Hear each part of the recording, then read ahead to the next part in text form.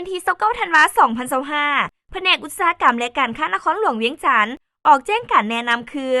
1. ให้ผู้บริโภคหรือสมใช้สินค้าเลือกซื้อและสมใช้สินค้าที่มีสลากสินค้าเป็นภาษาลาวตามที่ได้กำหนดไว้ในข้อ 2 ของคำสั่งของรัฐมนตรีเกี่ยวกับการติดสลากสินค้าเป็นภาษาลาวฉบับเลขที่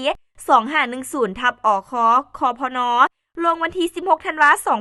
2015เนื้อในสลากต้องประกอบมีประเภทหรือชนิดสินค้าเครื่องหมายการค้าที่ได้จดทะเบียนของผู้ผลิตและผู้นำเข้าเพื่อจำหน่ายสถานที่ผลิตและผู้นำเข้าเพื่อจำหน่ายสื่อประเทศผลิตสินค้าราคาจำนวนปริมาณคุณภาพปริมาตรส่วนประกอบที่กำหนดแจ้งอัตราส่วนประกอบข้อแนะนำวิธีนำใช้คำเตือนวันเดือนปีผลิตและวันหมดอายุนำใช้ 2. ก่อนการซื้อสินค้าประเภทกระตาของขวัญขู่สังฆทานสินค้าที่สมใช้ประจำวันและสินค้าอื่นๆต้องกวดเบิงสินค้าให้ละเอียดเช่นการบรรจุหีบห่อ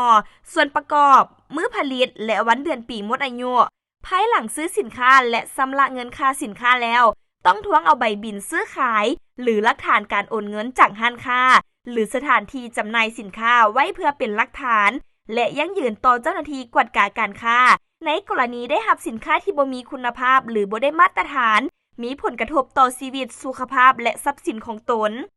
3. ให้ผู้สมใช้ที่สั่งซื้อสินค้าและการบริการผ่านทางการค้าอิเล็กทรอนิกส์ต้องมีสติและควรเลือกซื้อสินค้าและการบริการห้างที่ได้รับอนุญาตถูกต้องตามกฎหมายเป็นต้นมีใบยั่งยืนรับรู้หรือมีใบอนุญาตการค้าทางอิเล็กทรอนิกส์จากกรมการค้าภายในกระทรวงอุตสาหกรรมและการค้า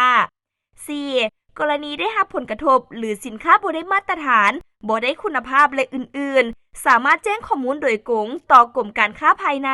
กระทรวงอุตสาหกรรมและการค้าแผนกอุตสาหกรรมและการค้าและห้องการอุตสาหกรรมและการค้า9ตัวเมืองภายในนครหลวงเวียงจันทน์ตามเบอร์โทรศัพท์ข้างเทิงนี้